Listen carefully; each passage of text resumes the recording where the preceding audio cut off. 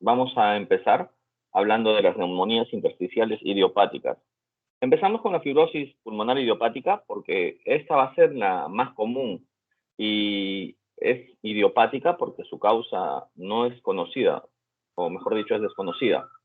Entonces, vamos a tener que, sin embargo, muchos de los pacientes que sufren de esta fibrosis pulmonar idiopática van a tener el antecedente de haber estado expuestos al humo.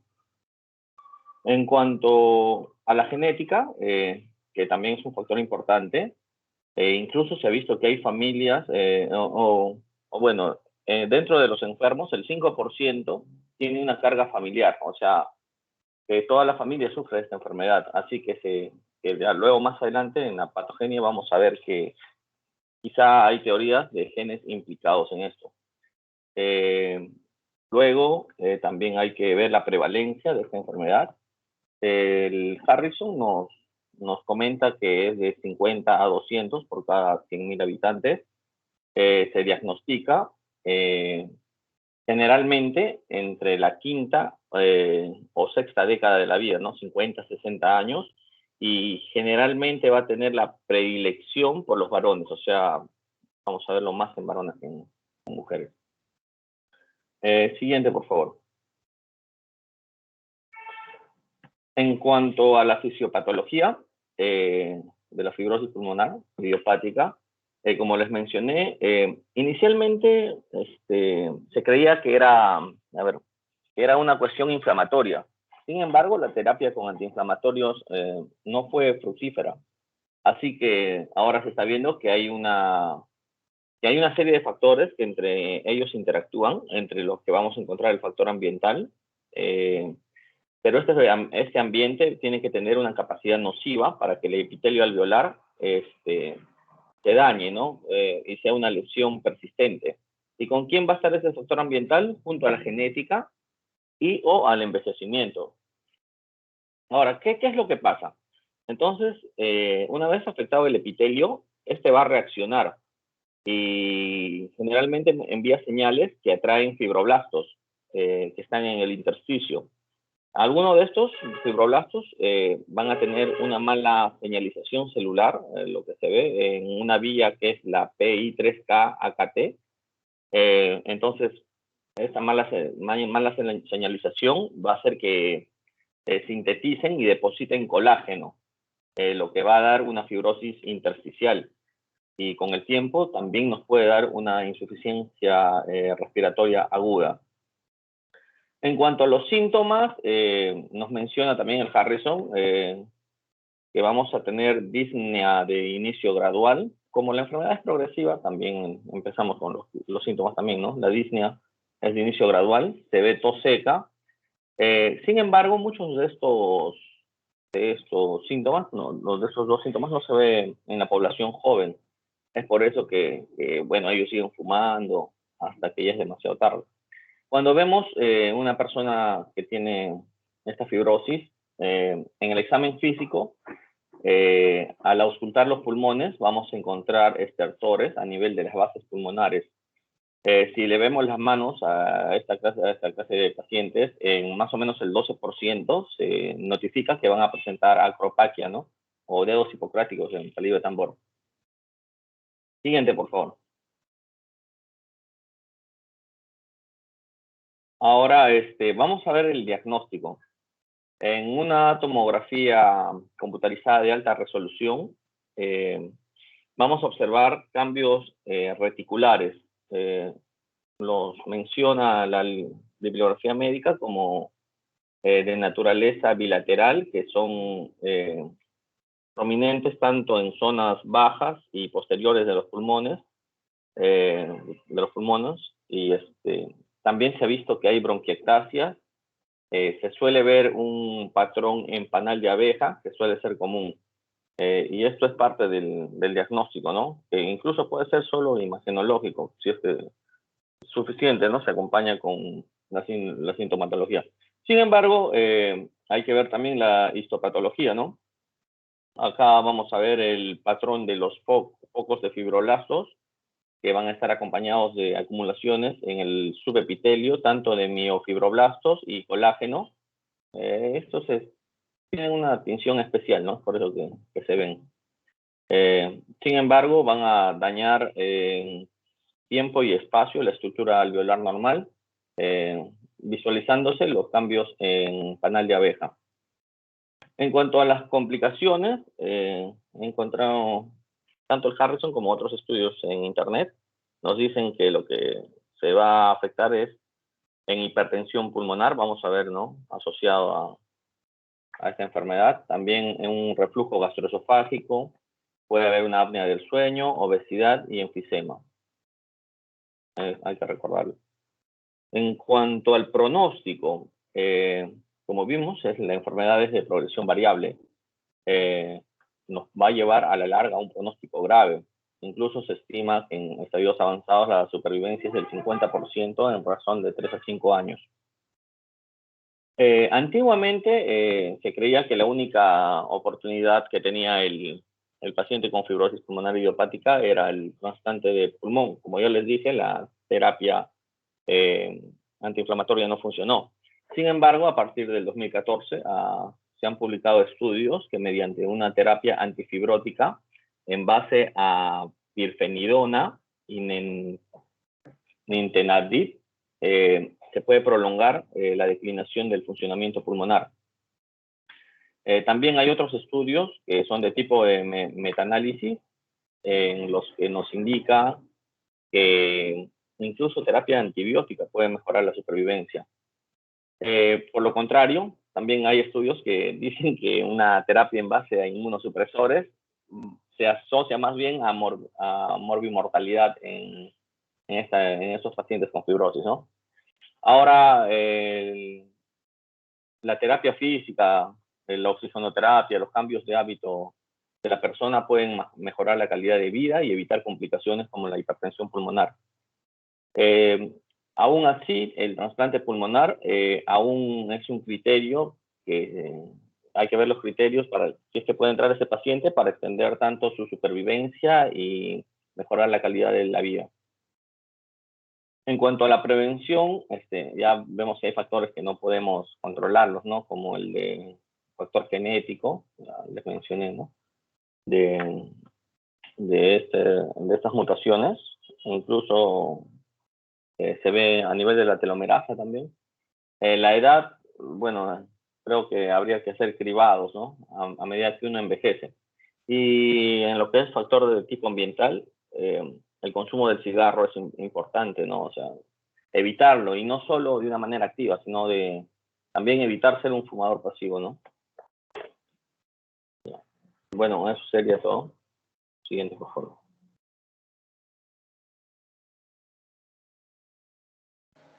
Bien, gracias, Martín. Continuando con la exposición entonces, hablaremos ahora de la neumonía intersticial aguda, o también llamada síndrome de Hammond-Rich.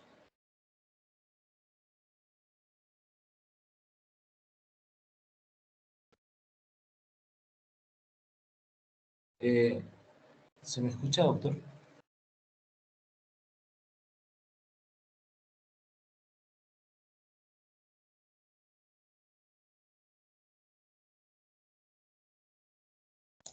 Sí, se te escucha. Sí, sí, Bien. te escucho. Entonces, la neumonía intersticial aguda es una enfermedad pulmonar idiopática infrecuente y fulminante, ¿no? Que se manifiesta pues de forma similar al síndrome de dificultad respiratoria aguda. Mira, aunque este tipo de neumonía se llama neumonía, no tiene ninguna relación con las neumonías de origen infeccioso, ¿no? Provocadas ya sea por bacterias o virus. Esta se inicia pues de manera más brusca, generalmente en pacientes de más de 40 años, ¿no? Previamente incluso sanos, ¿no? Y cursa pues con tos, fiebre y sensación de falta de aire, ¿no? La disnea. Epidemiológicamente pues afecta con igual frecuencia tanto a mujeres y hombres. La mayor parte de los afectados son de más de 40 años. La edad media es de entre 50 y 55 años. Y pues esta neumonía no se asocia a otras enfermedades pulmonares conocidas ni al consumo del tabaco.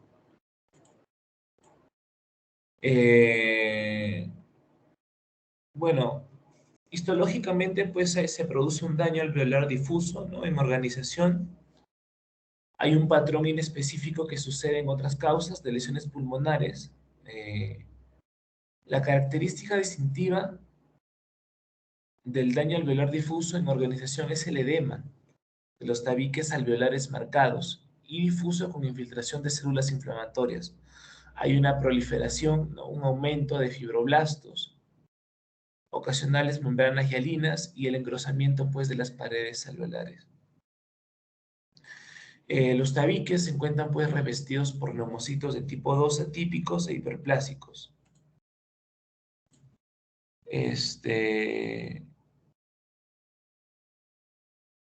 Con espacios aéreos pues colapsados, ¿no? En las arterias pequeñas se van a formar trombos. En cuanto al diagnóstico, pues nos vamos a basar de dos. De la tomografía computarizada, que pues apoya el diagnóstico de fibrosis pulmonar idiopática, pero el diagnóstico pues definitivo general requiere una biopsia, ¿no? Para este caso de neumonía. Esta tomografía pues nos va a mostrar zonas simétricas irregulares y bilaterales de atenuación en vidrio pues esmerilado. Y a veces zonas bilaterales de consolidación del espacio aéreo, ¿no? Con una distribución pues subpleural. Pueden haber también panales de abejas leves, pero que afecta pues a menos del 10% de los pulmones. En cuanto a las pruebas de laboratorio, pues no tienen mucha eficacia por su inespecificidad, por lo que no resultan tan útiles. Ahora, la biopsia pulmonar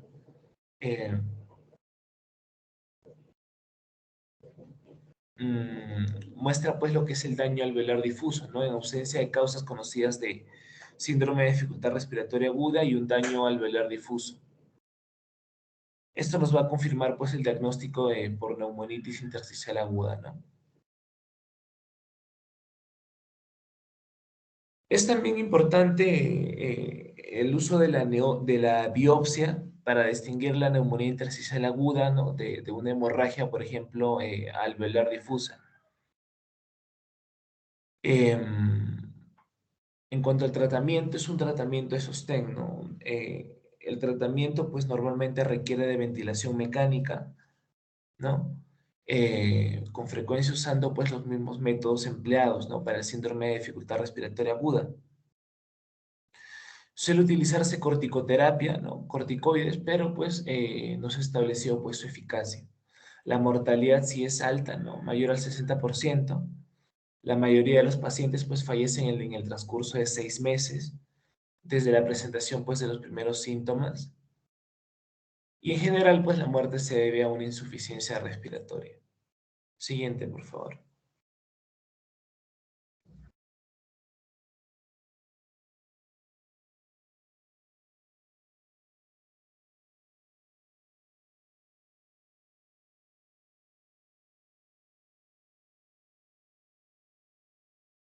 Ok, bien, continuando con la exposición vamos a hablar ahora de la neumonía intersticial no específica idiopática.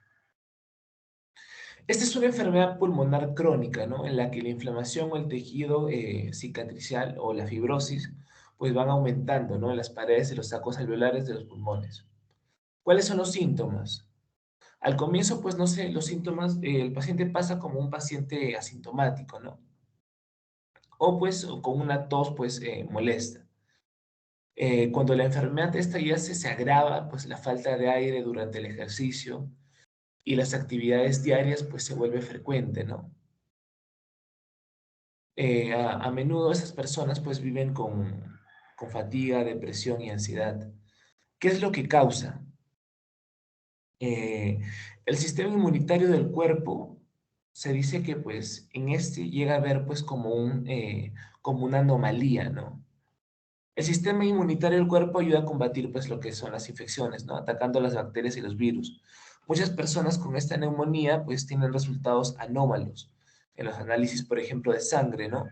que sugieren pues que puede haber una autoinmunidad.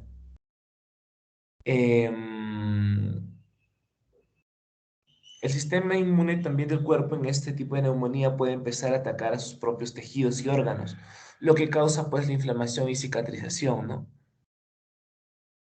Em,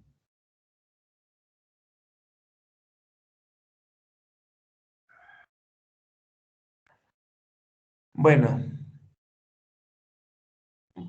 ahora hablaremos de lo que es el diagnóstico, ¿no? En cuanto al diagnóstico, pues se pueden realizar pruebas que podrían incluir pruebas de la función pulmonar, una radiografía de tórax, análisis de sangre. Las pruebas de función pulmonar pues van a medir cuánto aire pues pueden contener los pulmones, ¿no? Cuanto más tejido cicatricial tengan, ¿no? Los pulmones pues menos aire van a contener. Eh, También pues se van a utilizar lo que son radiografías, ¿no? Denominadas pues por exploración por tomografía computarizada de alta resolución, que va a proporcionar imágenes detalladas del pulmón. El tejido pulmonar saludable tiene un aspecto pues casi negro, ¿no?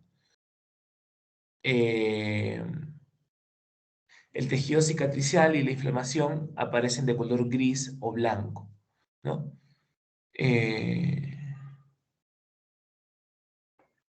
Así también como en la neumonía intersticial aguda, en ese tipo de neumonía, es necesario también realizar pues una biopsia de pulmón, ¿no? Para tener una mayor certeza en cuanto al diagnóstico. En cuanto al tratamiento, pues no se sabe aún si los medicamentos son eficaces, pero lo que sí es adecuado podría ser pues un trasplante de pulmón, ¿no? En caso pues de que la enfermedad pues haya avanzado, ¿no? La rehabilitación pulmonar también es importante, ¿no? El oxígeno suplementario, ¿no? Dejar de fumar, eh, las vacunas de rutina, ¿no? Como la vacunación contra la gripe y la neumonía son partes, pues, importantes para vivir con ese tipo de neumonía, ¿no? Bueno, en cuanto al pronóstico, este tipo de neumonía es una enfermedad progresiva, ¿no? Lo que significa que la inflamación o la fibrosis van aumentando con el paso del tiempo. Gradualmente se produce un empeoramiento de la falta de aire, como lo mencioné previamente, y una necesidad de incrementar la cantidad de oxígeno. Finalmente, pues se puede desarrollar una insuficiencia pulmonar, ¿no?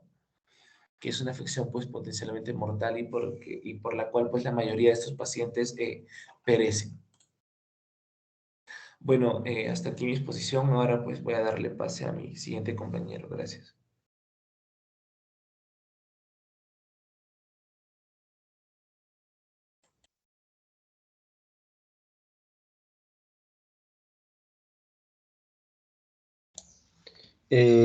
Buenos días, compañeros. Buenos días, doctor. Para continuar con la exposición, vamos a hablar sobre la bronquiolitis respiratoria, la enfermedad pulmonar intersticial difusa y la neumonía descamativa.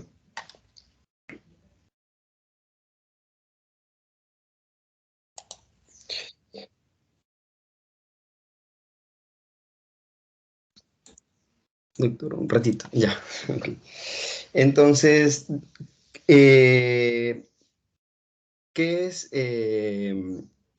la broncolitis asociada a EPIP? Es un síndrome de inflamación de las vías aéreas pequeñas y una enfermedad pulmonar intersticial que se produce mayormente en las personas fumadores activos. El grupo se puede... Se está escuchando el audio, disculpa, Lenin.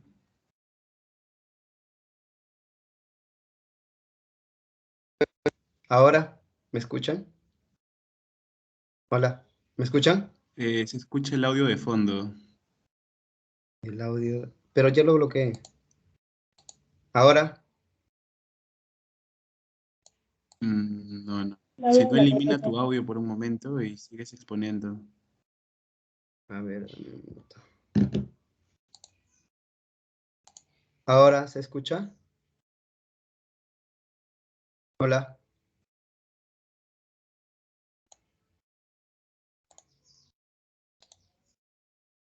Yo te la veo, la repito bien. ¿Ahora se escucha? Problemas de conexión, lo siento. ¿Ahora se escucha mi audio o ya no se escucha? ¿Me escuchan? Hola.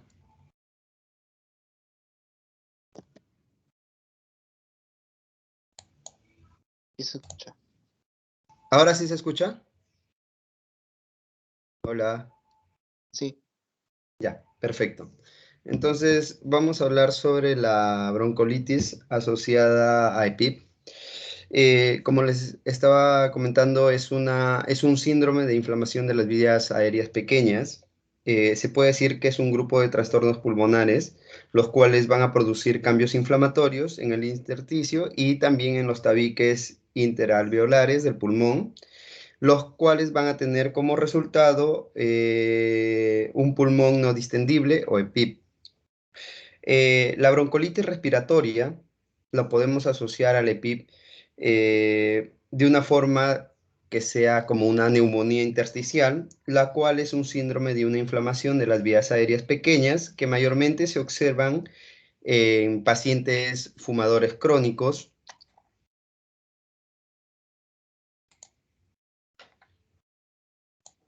En pacientes fumadores crónicos y tiene como consecuencia esta bronquitis respiratoria y la vamos a encontrar mayormente en una relación de varones y mujeres de 2 a 1, ¿no? Mayormente son los varones los que están produciendo esta enfermedad. ¿Qué pasó con las diapositivas? Un minuto, doctor. Tienes que quitarle el audio a tus diapositivas porque no se entiende. Suena la voz que ya habías grabado. Ah, ok. Así. Sí, sí, elimina tus audios por un momento. Ahora lo elimino.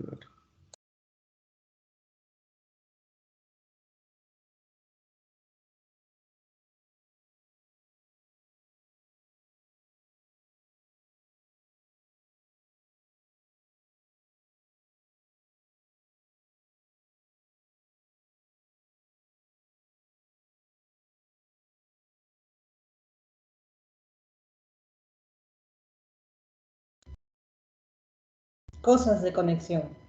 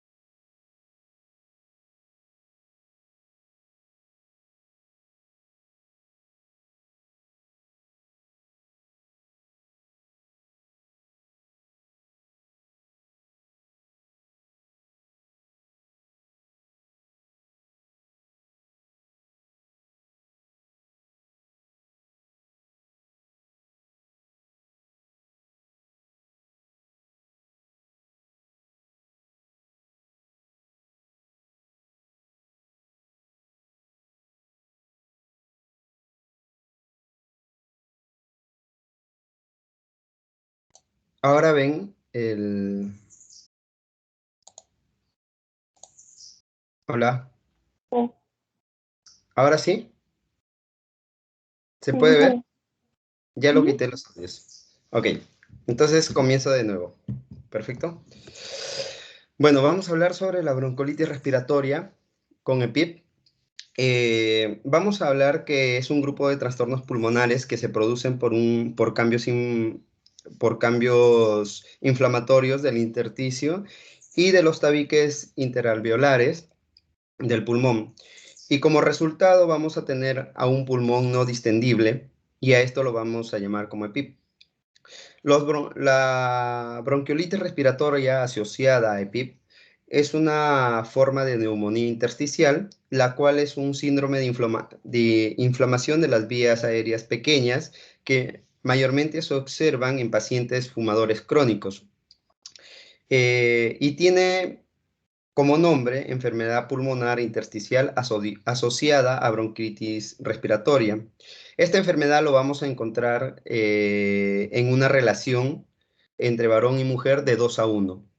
Mayormente se observa más en varones que en mujeres, pero en la actualidad se está revirtiendo el caso, ¿no? Porque ya hay las mujeres también se han vuelto fumadoras activas eh, en nuestros países subdesarrollados o latinoamericanos, ¿no?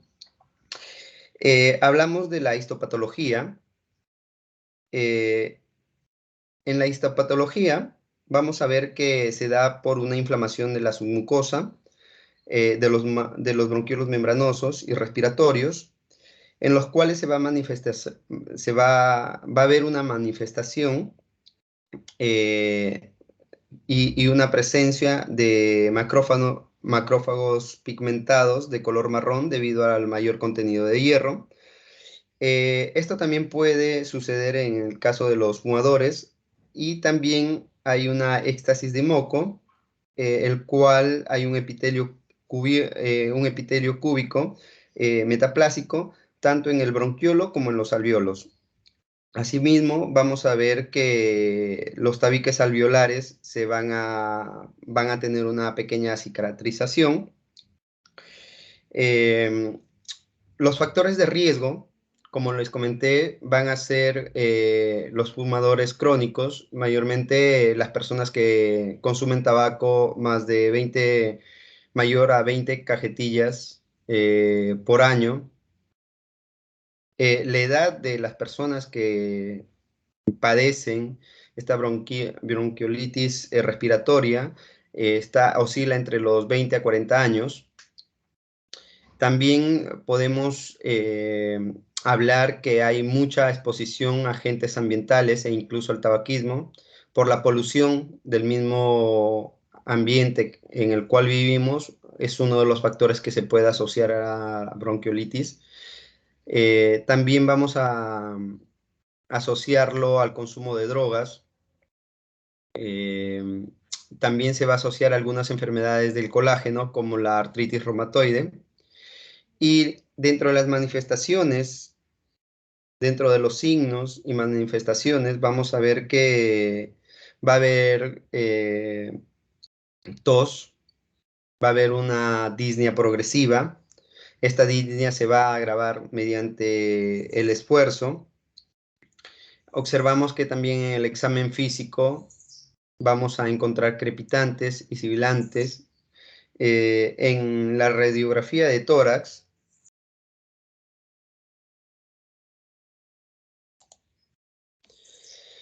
en la radiografía y en la tomografía vamos a encontrar que dentro de los hallazgos que se encuentran en la radiografía de tórax, vamos a ver que hay opacidades nodulares o reticulares finas y difusas. Vamos a encontrar nódulos centrolobulares, vamos a ver que hay opacidades de vidrio de lustrado, hay un engrosamiento sectal y hay un atrapamiento aéreo, ¿no? Vamos a observar que también hay sombras anulares periféricas pequeñas, el intersticio peribroncovascular se va a observar prominente. En la tomografía, en los datos tomográficos, vamos a ver que va a aparecer nódulos centrolobulillares. Las áreas, va a haber áreas en parches, las cuales van a estar, estas opacidades se van a ver veladas y se va a observar un vidrio deslustrado, un vidrio esmerilado. Además, vamos a encontrar un patrón obstructivo restrictivo mixto. Esto va a mostrar un aumento aislado del volumen residual y vamos a también hacer pruebas complementarias para poder diagnosticar esta broncolitis más a fondo, ¿no?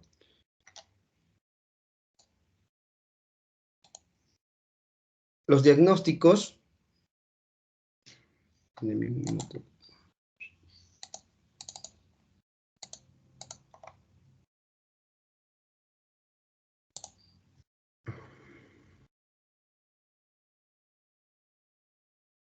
Ya. El diagnóstico, vamos a observar que mayormente son en pacientes o pacientes que tienen antecedentes de tabaquismo, los cuales van a ser actuales o recientes. Va a haber una aparición subaguda de tos o disnea. La prueba, vamos a hacer una función pulmonar. También sacamos una radiografía de tórax. También nos vamos a ayudar con una tomografía computarizada. Y vamos a poder hacer también una biopsia quirúrgica de pulmón. Podemos hacer una espirometría. El tratamiento de cajón va a ser que las personas que fuman, los fumadores activos, se tiene que abandonar el tabaco porque es uno de los principales agentes inflamatorios, ¿no? Y nocivos. También en algunos casos vamos a hacer una terapia de glucocorticoides. Esta terapia de glucocorticoides lo vamos a realizar con prednisona al 0.5% por 0.5 miligramos por kilo de peso corporal, y esto se puede hacer durante 30 días. El tiempo que se lo puede alargar este tratamiento es hasta 2 meses. También podemos hacer un tratamiento con oxigenoterapia, rehabilitación pulmonar, y a la mayoría de pacientes que se le diagnostica con broncolitis asociado a EPIC, se le puede hacer un tratamiento de una vacunación, y la vacunación tiene que ser una vacunación contra el neumococo y la influenza.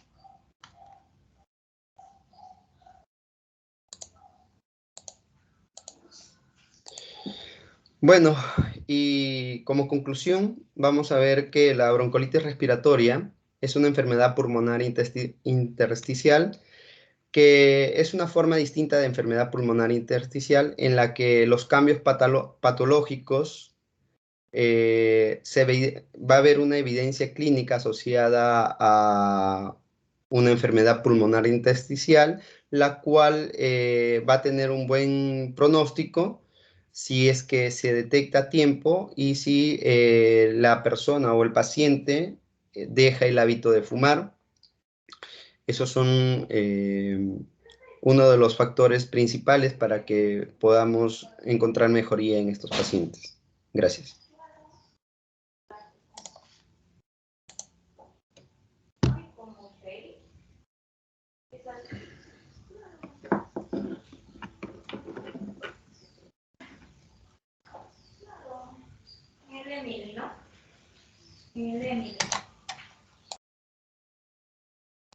¿Alguien más va a exponer? Ya terminamos. No, sí, doctor, falto yo. Ok. Ya, bueno, ahora vamos a hablar acerca de la neumonía criptogénica organizada. Está saliendo las imágenes de las diapositivas. Sí, se está pasando. ¿Puedes volver, por favor? Ya, bueno, acá podemos visualizar en una radiografía de tórax, ya, patrones, ya, patrones Doctor, ¿puede ver eso? neumónicos.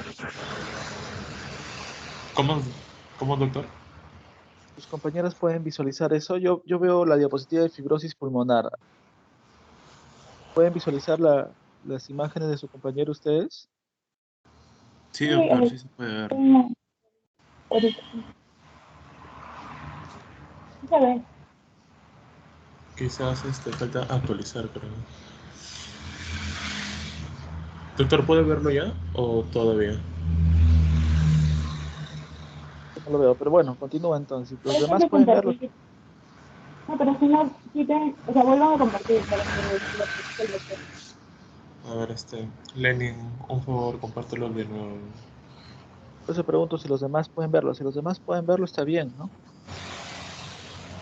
¿Alguien no lo ve? Sí se observa, doctor. Ah, perfecto. Continúa entonces. Ya, vamos, dale.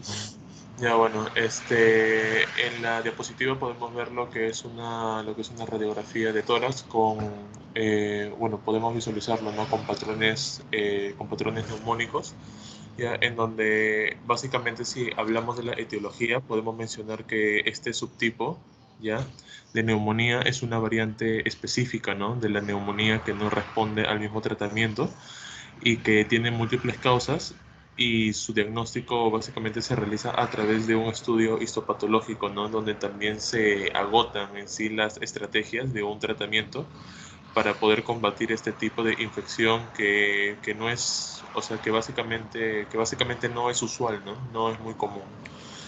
Siguiente, por favor.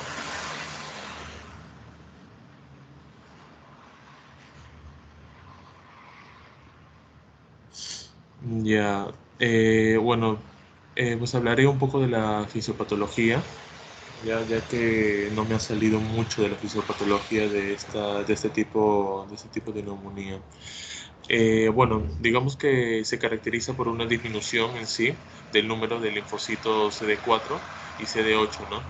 También de células mixtas, ¿ya? Y también con disminución del nivel de los macrófagos y aumento de los linfocitos, de los eosinófilos y de los neutrófilos, donde se caracteriza en sí por una fuerte inflamación por la presencia de la cicatrización. Ahora, por otro lado, los fibroblastos bloquean la luz de los bronquiolos, ya también bloquean lo que son los conductos alveolares y también bloquean lo que son los sacos de aire, lo que lleva a la formación de neumonía en los alvéolos adyacentes, ¿no? Ahora, dirigiéndonos con el diagnóstico, hacia el diagnóstico, ya, debo mencionar que se establece al analizar los datos anamnéticos, ya también se establece al analizar los resultados de las pruebas físicas, los estudios de la radiación, las funciones pulmonares y el examen histológico de los materiales de la biopsia. También las modificaciones de la radiografía de tórax se caracterizan por difusión bilateral, ubicadas en áreas periféricas debido al brillo alveolar en masa pulmonar normal. También el oscurecimiento periférico, ya que también puede aparecer similar a las características, ¿no? De la neumonía de eosinófilos de forma crónica. Ahora, a menudo también hay invasiones periódicas, ¿no? Y también de forma eh, o sea, de la misma, bueno, o sea, básicamente como que estas invasiones como que se transportan, ¿no? De un lado hacia otro. Ahora, rara vez comienza la enfermedad en sí, en donde se pueden observar infiltraciones al intersticio de forma lineal o de forma focal de manera irregular, ¿no? Alternativa, o también lo que se puede nombrar, ¿no? El signo de pulmón empanal, ¿ya? Además se revela una consolidación focal nodular oscuro, ya, fusionado, similar a una escarcha, ¿no? De tamaño pequeño. También se puede visualizar un engrosamiento de la pared y bronquiectasias, ¿no? Ahora, la oscuridad focal ya es más común en las puertas periféricas de los lóbulos inferiores del pulmón. Por otro lado, con la tomografía computarizada es posible detectar un área de daño mucho más grande de lo que se esperaría de una radiografía de tórax. Ahora, basándonos en el síntoma y en el tratamiento, o los síntomas y el tratamiento, ya debemos decir que aproximadamente la mitad de los pacientes tenían quejas que recordaban a las de aquellos que padecían neumonía adquirida en la comunidad, ¿no? En donde se incluía en sí lo que era la enfermedad similar a la gripe persistente, ya caracterizada por tos, fiebre, malestar general, fatiga y pérdida de peso, ¿no? Ahora, la tos progresiva y la dificultad para respirar con la actividad física ya a menudo hacen que los pacientes busquen lo que es atención médica, ¿no? En el examen físico ya también se pueden encontrar, ¿no?, estertores, ya, que pueden estar presentes durante la inspiración. Ahora, el tratamiento de la neumonía criptogénica es similar al de la fibrosis pulmonar idiopática, ¿no?, en donde la curación clínica se observa en los 2/3 de los pacientes tratados, ya que por lo general es en 2 semanas. Siguiente, por favor. Bueno, ahora voy a hablar acerca de la neumonía intersticial linfoidea, ¿no? Básicamente, este tipo de neumonía, ya si hablamos de la etiología, ya, en sí como que no están claras, ¿no? O sea, ni la etiología ni la patogenia. Básicamente los trastornos genéticos, ya las reacciones de hipersensibilidad retardada a estímulos desconocidos, también pueden ser, o sea, también probablemente, ¿no?, debido a autoanticuerpos o complejos antígeno-anticuerpo e incluso a la estimulación antigénica por virus oncogénicos, ¿no?, de tipo A, inducen lo que es la invasión de la, o sea, de linfa, ¿no?, intersticial y la acumulación de inmunoglobulina M en el estroma, en donde se ha sugerido como mecanismo patogénico, ¿ya?, del epitelio, así como la elevación de este en la sangre, ¿no? Se ha también informado, ya, neumonía linfática con enfermedades autoinmunes, ¿no?, como por ejemplo lo que es la miastenia gravis, la gamapatía monoclonal y policlonal, ya la hipoglobulinemia, ya la anemia perniciosa, ya también lo que es la eritrocitis, el síndrome de Sjögren y la actividad crónica de hepatitis. Ya todo lo cual en sí hace que la hipótesis de la enfermedad autoinmune sea, o sea, básicamente sea una patología que requiera de bastante investigación, pero que aún no esté comprobada. Siguiente, por favor. Bueno, ahora hablando de la fisiopatología, ya se basa en sí en la presencia de un infiltrado, ¿no?, variable con mayor concentración de células linfocitarias maduras, ya reales, centros germinales, ya que no solo se limita a los nódulos linfocitarios y no se encuentran en sí la presencia de linfomas, ¿no? De todos en sí el más útil es la presencia de los centros germinales. Ahora, el aspecto opuesto de infiltración homogénea de linfocitos, ya especialmente inmaduros, ya también por la ausencia de verdaderos centros germinales y la presencia de adenomas linfoides, son condiciones en sí diagnósticas de la presencia de un linfoma. Ahora, la infiltración pleural por nódulos formados por linfocitos inmaduros se asocia a la malignidad de este proceso. Por ejemplo, en esta imagen histológica podemos ver una prueba de biopsia pulmonar en donde nos está demostrando lo que es un tejido pulmonar, ¿no? Que está infiltrado en el intersticio por linfocitos, ¿no? Que van a generar lo que es un engrosamiento de los septos alveolares y los septos peribronquiales, ¿no? Ahora, yéndonos a los síntomas y al tratamiento, ¿ya?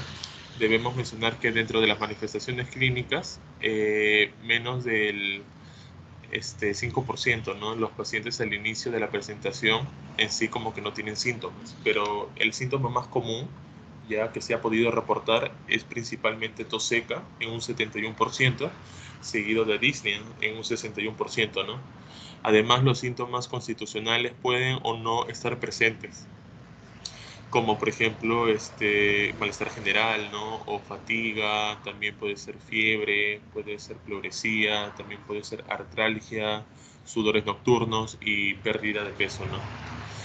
Y ahora, el tratamiento de elección hasta el momento ha sido la corticoterapia, ¿ya? En donde también se han utilizado lo que es ciclofosfamida y lo que es el dorambucil, ¿ya? Pero en muy pocos casos como para sacar conclusiones definitivas, ¿no? Y en el caso del diagnóstico, ¿ya? Bueno, el diagnóstico de esta neumonía intersticial linfoide, ¿ya? Que se deriva, ¿no? De la neumonía intersticial idiopática, ¿ya? Es histológicamente por biopsia pulmonar abierta o por biopsia transbronquial, ¿no? En donde el diagnóstico diferencial debe hacerse con varias entidades, ya principalmente de los infiltrados pulmonares de linfomas, ya, y de los pseudolinfomas. Siguiente, por favor.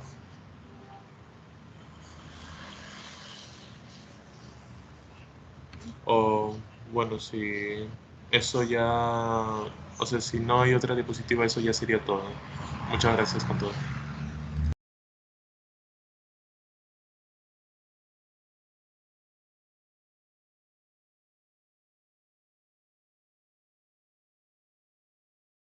Correcto. Voy a mandarle unas fotos a su compañera para poder ahondar un poquito en el tema de las fibrosis intersticiales, ¿ya? Un ratito.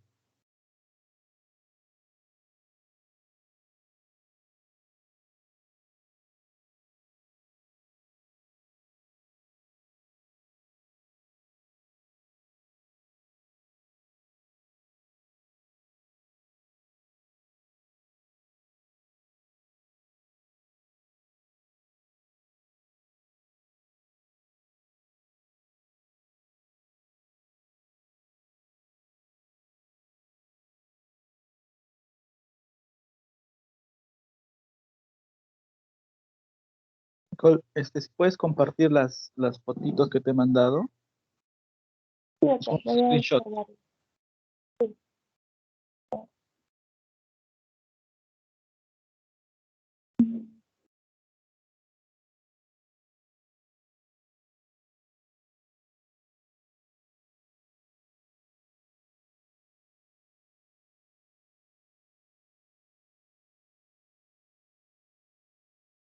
Ah, entonces, no, creo que no.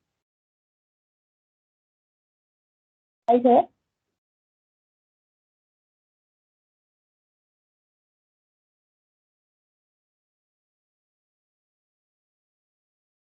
¿Pueden ver la pantalla o no? Correcto, Sí. está bien. Ahora, yo te aviso, ¿ya? Ya. Para lo que es neumonías intersticiales, lo que me interesa es que fijen cosas que son importantes, que les van a servir tanto para el internado, para el ENAM, para el MIR, para todos los exámenes que se van a presentar. Entonces, las mnemotecnias son tipo de técnicas que nos ayudan a recordar cosas, ¿no? Y puntualizarlas, ¿no? En este caso, cuando hablamos de neumonías intersticiales, todas las neumonías intersticiales de por sí tienen un patrón en vidrio de ilustrado, ¿ya? Si podemos generalizar, vamos a decir que todas por sí tienen un patrón restrictivo. Como son enfermedades pulmonares intersticiales, de PIT, más que todo, se comportan como de tipo restrictivo. Vamos a decir que todas.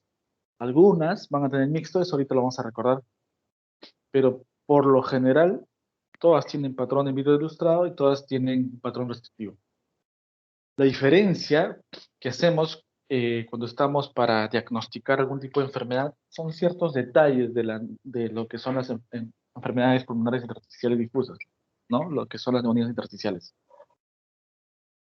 Esos detalles tienen que ver mucho la localización, en dónde predomina. Cuando se hace la tomografía, en dónde predomina la neumonía intersticial, si es superior, si es inferior o si abarca todo el pulmón, ¿ya?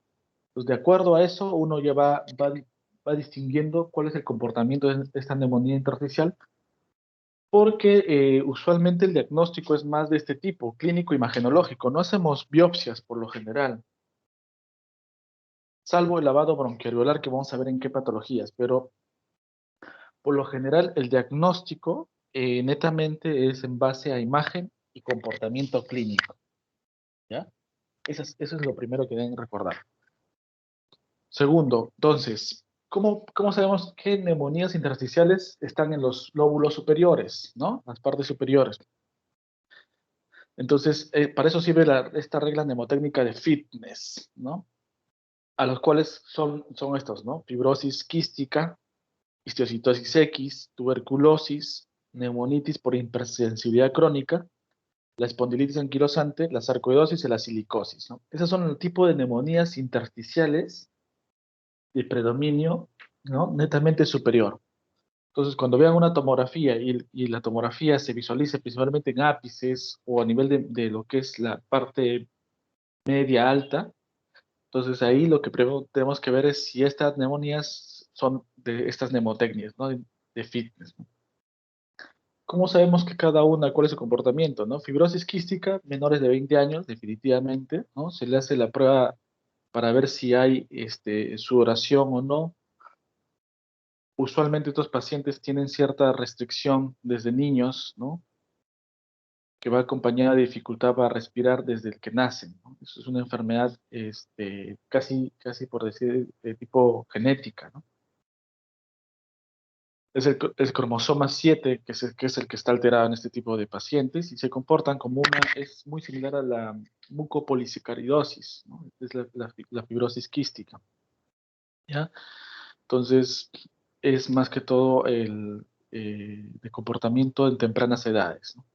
Las histiocytosis X también tienen comportamiento en menores, pero también pueden debutar a partir de la segunda década, ¿no? Es de predominio más en mujeres, ¿no? La histiocytosis X.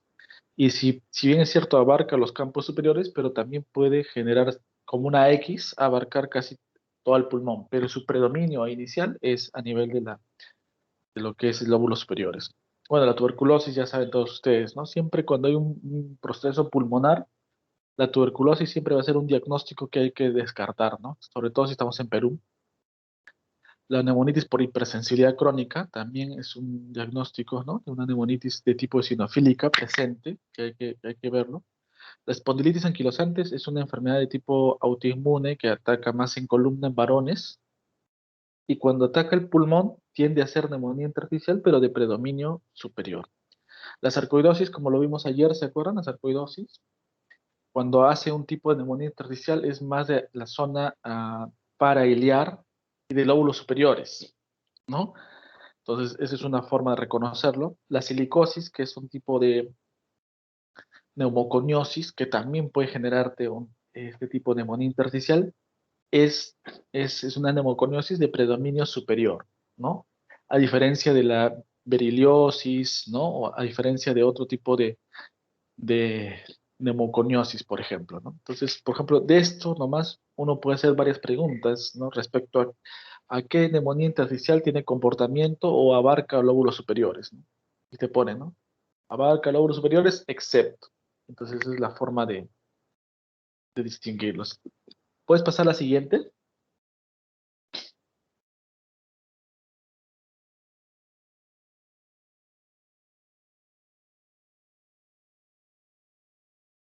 No sé si se ve. Correcto, sí, yo lo veo. Agrándamelo un poquito. Ok, está bien. Por ejemplo, le decía, ¿no? De predominio, usualmente siempre, si vemos neumonías intersticiales, todas, por lo general, son de tipo restrictivas, todas tienen virus ilustrado, pero hay características que van, ¿no? Unas son más de predominio superior y otras de predominio inferior, ¿no? Si ya te dije cuáles son las de predominio superior, por ende, las que no mencioné son de predominio inferior, ¿no? Entonces, por ahí si te preguntan, ¿son neumonías intersticiales de predominio en lóbulos inferiores? Entonces vas a darte cuenta que no está dentro de la mnemotecnia de fitness, por tanto, esa debe ser la respuesta, ¿no? Más o menos por ahí va el espíritu de la pregunta de ese tipo de neumonías intersticiales. Esto acá es importante, por ejemplo, ¿no? neumonías intersticiales que pueden cursar con patrón obstructivo, ¿no? Y te ponen la mnemotecnia de sin sal. O sea, aparte de un patrón restrictivo, que son por lo general todas, ¿cuál pueden cursar con un patrón obstructivo, ¿no? Entonces, te ponen el sin sal, ¿no? Que es la silicosis, la histiocitosis, la neumonía eosinofílica, la sarcoidosis, la alveolitis alérgica extrínseca y la linfangiomyomatosis, ¿no? Entonces, eso es una mnemotecnia, pero cuando te digan, paciente tiene patrón restrictivo, tiene patrón obstructivo y vidrio de ilustrado, entonces ustedes ya automáticamente usando su mnemotecnia de sin sal, ya pueden estar diciendo, estas son las neumonías de comportamiento mixto o incluso obstructivo, porque ya sabemos que todas las demás son de tipo restrictivo, ¿no? Entonces, con eso ya se ayudan ustedes con las mnemotecnias, ¿no? Entonces, acuérdense, mira, por ejemplo, del fitness está la silicosis, la histiocitosis, la sarcoidosis, ¿no? Del fitness que habíamos visto, esas tres están, ¿no? La silicosis, la histiocitosis y la sarcoidosis, ¿no? Son neumonías intersticiales de lóbulos superiores y que pueden cruzar con un patrón obstructivo, ¿ya? Entonces, con eso ya se pueden acordar. La linfangiomatosis, ¿no? Es una enfermedad de predominio en mujeres. Acuérdense de eso por miomatosis, ¿no? Así como los miomas que están en la zona uterina en las mujeres, también ese tipo de quistes también van a estar presentes en mujeres en edad fértil en los pulmones. A eso se llama linfangioleomiomatosis. Es una enfermedad sumamente rara, pero si te ponen paciente, mujer, con signos de vidrio deslustrado, con patrón restrictivo, obstructivo, ¿no? Y lesiones quísticas, ahí en eso, tú solamente puedes pensar en histocitosis o linfangiomyomatosis. Te decantas por linfangiomyomatosis por la presencia de quistes, los miomas, ¿ya? Muy bien. Y lo otro, por ejemplo, no es que todos hacemos biopsias, no es que a todos le hacemos estudio, ¿no? Hay algunos en los cuales va a tener mayor rendimiento lo que es el lavado bronquialveolar. Entonces, ¿en quién hacemos lavado bronquialveolar? Acá te ponen ciertas patologías y te ponen esta mnemotecnia de Calipox, ¿no? Bueno, si quieren la aprenden. Pero, por ejemplo, te ponen carcinoma de células alveolares, linfomas, definitivamente linfomas también hay que hacer el lavado bronquialveolar. Cuando tú sospechas de neoplasia, ahí sí está justificado biopsia, ¿no? Pero en neumonías intersticiales es netamente radiológico, ¿ya? La proteinosis alveolar, ¿ya? Y la neumocistis también sí requieren lo que es un lavado bronquialveolar para cultivar la neumocistis carini, por ejemplo, y la proteinosis alveolar para ver lo que es la presencia del exudado que se genera a ese nivel, ¿no? De proteinosis. La histocitosis X también nos ayuda con el lavado bronquialveolar, ¿no? La siguiente y última.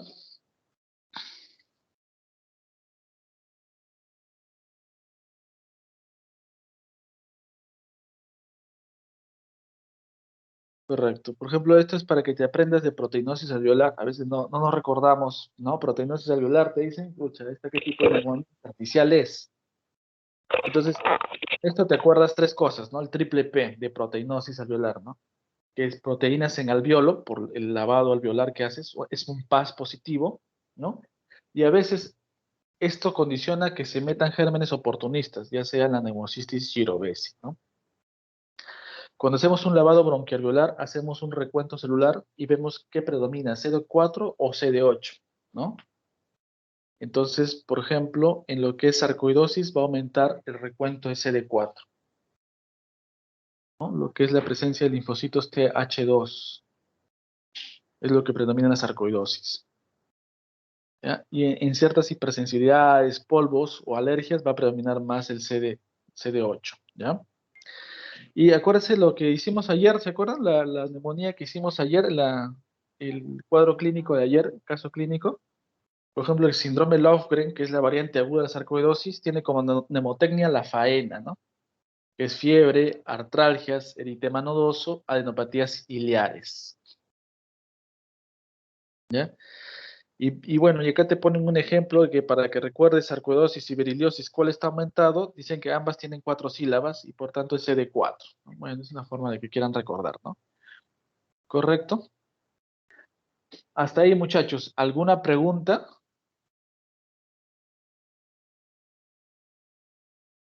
Doctor, ¿qué es el PAS?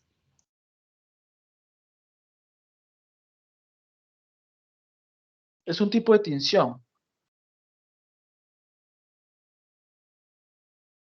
Ahorita te lo voy a poner. Es la técnica de Schiff, ¿no? Ácido periódico de Schiff.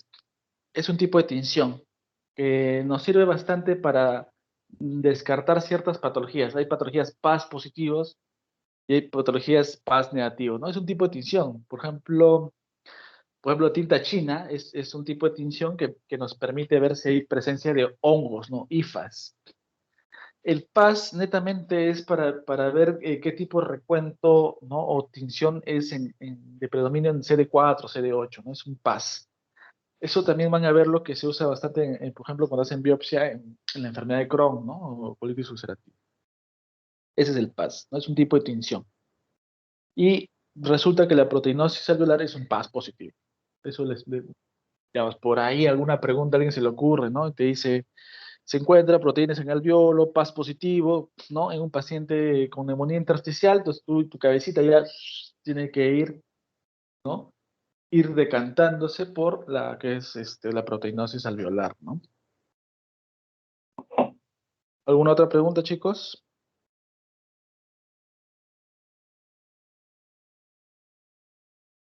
Doctor, a mí me quedó la duda, cuando mencionó sobre la fibrosis quística, dijo que era, creo que la patogenia parecía a otra enfermedad.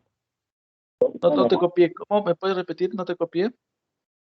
Cuando habló de fibrosis quística, con lo de fitness, mencionó que era parecido a otra enfermedad, pero no escuché bien La cuál. mucopolisacaridosis.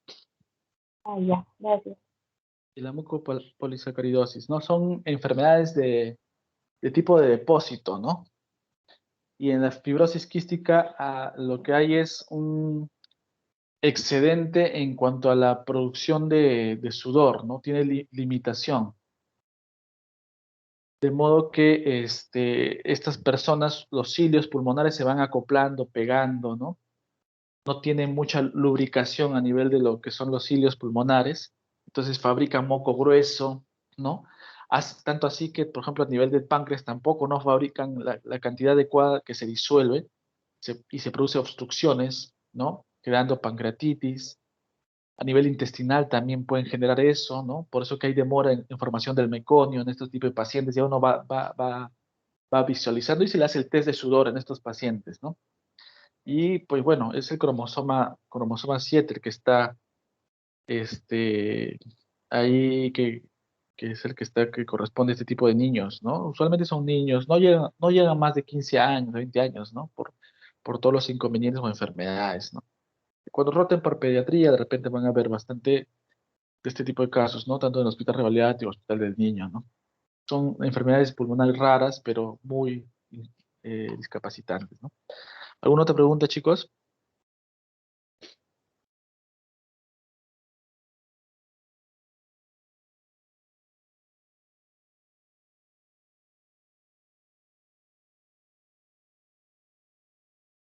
Parece que no, doctor.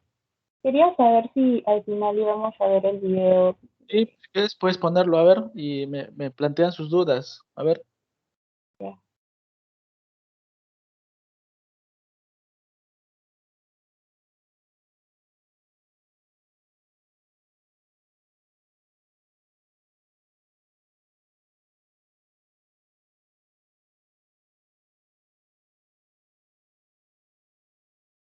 Me avisan si se escucha el audio.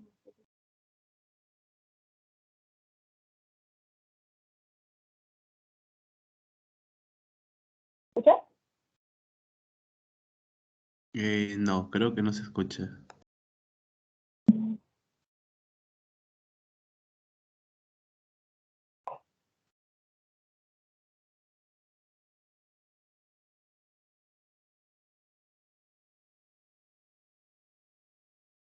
A ver, espera.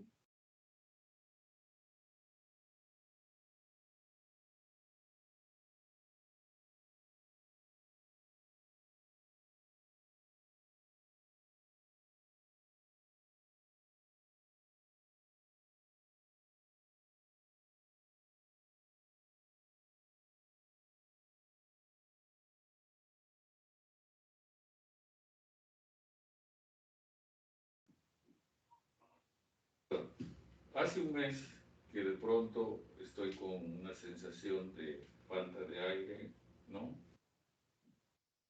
¿Ahí se escucha? ¿Se escucha? Sí, sí se escucha ahora. Ya, así es. Algo de... Buenas noches, señor. Buenas noches, doctor. Cuénteme, ¿cuál es el motivo de su consulta? No, doctor, hace un mes que de pronto estoy con una sensación de falta de aire, ¿no? Algo de... La tos también un poco exacerbada y algunas molestias para poder dormir. Muy bien. Su esposa me había comentado, me ha enviado de hecho una prueba espirométrica, ¿no? Estoy viendo que aquí el motivo que ella me comentó era que venía porque había una sospecha de EPOC, le habían dicho, ¿no? Y efectivamente, bueno, usted tiene una espirometría con un índice de FEP1 sobre FBC de 60%, menos del 70%. Entonces, sería indicativo de EPOC. Cuénteme, ¿usted tiene antecedente de haber fumado? Sí, hasta hace 10 años fumaba una cajetilla de cigarrillos diaria. Diaria, hasta hace... Ya. Y cuénteme, ¿estos síntomas respiratorios ya eran antes de este mes? ¿Estaban presentes pero eran tolerables o no existían? O sea, como que eran leves, ¿no? Que no me preocupaban, por decir, ¿no? Pero hace un mes tengo la impresión de que se han acentuado. Se han acentuado en el último mes, muy bien. Ya. ¿Tiene usted antecedente de alguna otra enfermedad respiratoria previa? No, ninguna. Ninguna. ¿Tiene antecedente de haber estado expuesto a algún tipo de sustancia tóxica, inhalable? No, ninguna. ¿A qué se dedicaba usted? Soy profesor. Profesor, ya, muy bien. En cuanto a los antecedentes de tipo cardiológico, ¿tiene alguna enfermedad? No, doctor. Presión alta, no, diabetes tampoco, tampoco. Ninguna de esas cosas. No, Ya. no. Muy bien. Entonces, efectivamente, usted tiene el antecedente más importante para EPOC, que es el hábito tabáquico, ¿no? Y los síntomas están presentes. Además, hay que considerar que ya tenemos una prueba como la espirometría que es confirmatoria. ¿Ya? Entonces, vamos a hacer una serie de cuestionarios que tienen como objetivo obtener unos scores para clasificar en qué nivel estamos, ¿ya? Entonces, cuénteme, en cuanto a la falta de aire, la falta de aire, ¿usted la presenta cuando realiza algún tipo de actividad en particular? Sí. ¿Cuál es? ¿Cuando camina? Cuando camino, ¿no? Ya. Estoy caminando y pronto como que me canso y tengo que disminuir la marcha. Ya, pero ¿es cuando camina cuando camina en plano o cuando camina... en pendiente. En pendiente, sí. Cuando es en pendiente, muy bien. Pero mantiene el ritmo de caminar con personas de su misma edad. Me quedo un poquito. Un poquito nada más, ya, muy bien. En cuanto a los otros síntomas, la tos, por ejemplo, siendo 0 que nunca ha tenido tos, y 5 que está tosiendo todo el tiempo, ¿cuánto le pondría usted ahí de puntaje? Yo diría que 3. 3. La flema, siendo 0 que no tiene nada de flema, o 5 de que tiene abundantes secreciones. 2, por ejemplo. 2, sí. Ya. ¿Siente opresión de pecho? Un poco. Un poco. Por un 2, diría. Un 2 también, más o menos, ya. Esto de lo de caminar ya me respondió, ¿no? Muy bien. Y en cuanto a las actividades que realiza en su casa, ¿hay algún tipo de limitación? No, ninguna. Ninguna. Ya. ¿Tiene confianza de salir de su casa, de poder movilizarse en ambientes donde está solo? ¿Sí? ¿No hay ningún problema? No hay ningún problema, sí. ¿Y para dormir? Para dormir sí hay ocasiones que no puedo conciliar el sueño, ¿no? Por los síntomas respiratorios. Sí, los respiratorios, la falta de aire, sí. Ya. Y en cuanto a la cuestión de la energía, del 0 siendo la máxima energía y 5 siendo la mínima energía para realizar sus actividades. Yo diría que a veces un 1. Un 1 aproximadamente, ¿ya? Y lo de dormir también era algo leve, ¿no? Sí, un un 2, un 2, un 1, un 2, ya. sí. Entonces estamos hablando de un CAT que es más de 13 puntos, Ya. ¿ya? Y la última pregunta de la parte clínica, para definir en qué grupo está. Cuénteme, ¿usted ha necesitado hospitalizarse por algún cuadro respiratorio en el último año? No. ¿No? ¿Ha requerido utilizar antibióticos o corticoides por los síntomas respiratorios? Tampoco ha requerido. Muy bien, entonces con la información que ya tenemos, estamos hablando de un EPOC GOL-B, ¿ya? Y en la espirometría que tengo aquí, el FEP1, que es otro de los factores a considerar, está en 60, por lo tanto, por espirometría es GOL-2, ¿no? Es un EPOC GOL-B 2, ¿ya? O 2B, es lo mismo, ¿no? Bueno, necesito que usted entienda algunas cosas, ¿no? Primero, esta es una enfermedad crónica, una enfermedad que es sistémica, ¿ya? Hay un fenómeno inflamatorio que afecta no solamente el pulmón, sino también la parte cardiovascular, la parte osteomuscular, la parte endocrinológica, etcétera, etcétera, etcétera. Vamos en la parte respiratoria a utilizar un inhalador, que es un broncodilatador de larga duración antimucarínico. Se llama Spiriva Respimat, ¿ya? Es bromuro de tiotropio, va a utilizar 2 dosis en las mañanas todos los días. Ese es su tratamiento de base, el que va a usar todos los días. Pero si a pesar de eso usted tuviera síntomas, ¿ya? Va a tener a la mano un salbutamol. ¿Ok? Entonces, eso en la parte respiratoria de la parte farmacológica. Pero hay otros aspectos a tener en cuenta. Uno de ellos es la terapia respiratoria. La terapia respiratoria le vamos a mandar la evaluación con el médico rehabilitador para que le diseñen una terapia en ese sentido. También vamos a solicitar evaluaciones por otras especialidades como cardiología, ¿ya? Porque se asocian las enfermedades cardiológicas con el EPOC, falla cardíaca. Vamos a solicitar evaluaciones por nutrición para mejorar la parte para una dieta más hiperproteica, ¿ya? Y vamos a solicitar también apoyo psicológico y psiquiátrico, porque los pacientes que tienen enfermedad respiratoria, la misma sensación de falta de aire, las limitaciones que suelen tener, pueden ocasionar que el paciente entre en estados de ansiedad o de depresión, ¿ya? Entonces, son algunos de los puntos que vamos a ir desarrollando, ¿ya? Luego, cuénteme, ¿usted está vacunado para la influenza, para el neumococo? Sí. ¿Sí? Sí. Está vacunado, muy bien. ¿Ya? Entonces, usted tiene doble indicación por la edad y por tener una enfermedad de este tipo, una enfermedad crónica. ¿Ya? Le voy a enviar las indicaciones a su correo y la próxima evaluación la estaríamos haciendo de aquí en un mes. En un inicio vamos a necesitar hacer un seguimiento cercano para ver cómo usted responde al tratamiento, ¿no? Porque si bien está ahorita como un EPOC GOL-B, habrá que ver cómo va evolucionando en el tiempo. ¿Ya? Y lo último para mencionarle que tiene que tener en cuenta es que esta enfermedad, ¿ya? Si bien ahorita usted está estable y no ha tenido exacerbaciones, podría entrar en momentos en los cuales sus síntomas empeoran. Podría ser lo que se llama una exacerbación. Hay exacerbaciones leves, moderadas y graves, ¿ya? Hay que estar atento a esa sintomatología, me avisa para que hagamos el manejo que corresponde.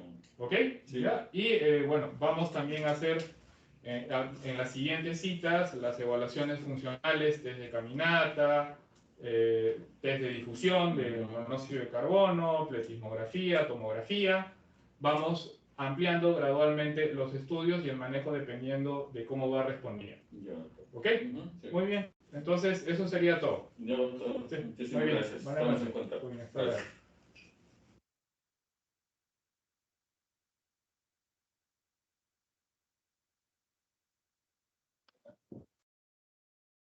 Correcto, sí, es una evaluación de un paciente con EPOC, ¿no? Le han hecho una entrevista, un poco no tan real como lo es, digamos, ¿no? Es más como para que ustedes puedan entender cómo debería abordarse, ¿no? Un paciente, ¿no? ¿Alguna duda respecto a eso? ¿Algo que quieran plantear?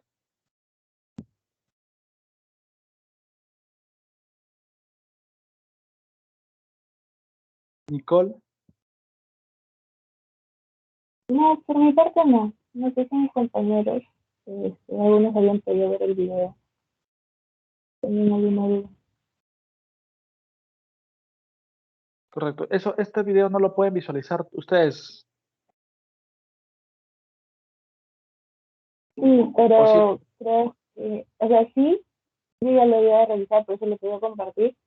Pero, por ejemplo, el de la próxima semana, si no me equivoco, es de 20 minutos. Y por lo que, bueno, me comentaron es que algunos docentes lo ponen en su clase. No sé si podamos hacer lo mismo o mis compañeros quieran hacer lo mismo, pero algo así algunos me habían pedido.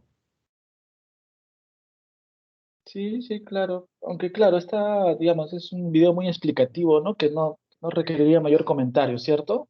Salvo que ustedes tengan y puedan plantearlo a la hora de terminar la sesión, ¿no? Sí, si gustan podemos hacer eso, no tengo ningún inconveniente, ¿eh? Chicos, ustedes van a querer entonces que compartamos la próxima clase también el video, así que es más largo. Coordinen entre ustedes eso y me avisan. ¿Ya? Listo. Ya, Me voy listo. despidiendo, chicos. Cuídense. Nos vemos. Muchas gracias, Andrea. Gracias, doctor. Muchas gracias, doctor. Gracias, doctor. Buenas tardes.